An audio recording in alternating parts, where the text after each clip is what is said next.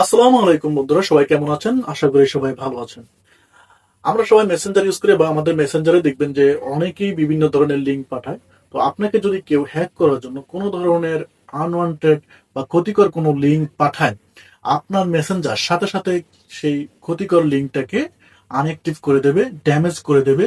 কিভাবে করে দেবে সেটা আমি আপনাদেরকে দেখে দিচ্ছি। সামান্য ছোট্ট একটা সেটিং করে রাখলে কেউ আপনার মেসেঞ্জার কোনোদিন হ্যাক করতে পারবে না।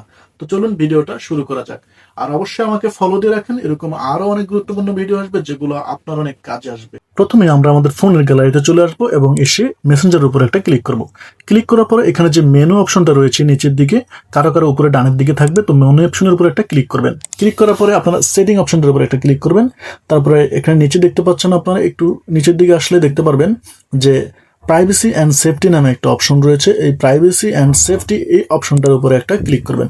ক্লিক করার পরে আপনারা এখানে দেখতে পারবেন সেফ ব্রাউজিং নামে একটা অপশন, এটা উপরে ক্লিক করবেন। সেফ ব্রাউজিং এর উপরে ক্লিক করার পরে এখানে দেখতে পারবেন যেটা যদি অফ করা থাকে তাহলে আপনারা অবশ্যই একদম নিচেরটা অ্যাডভান্স ব্রাউজিং প্রোটেকশন এই অপশনটাকে এনেবল করে দিবেন। এটা এনেবল করে দিলে আপনার ফোনে আর আনইউজফুল ওয়েবসাইট কাজ করতে পারবে না।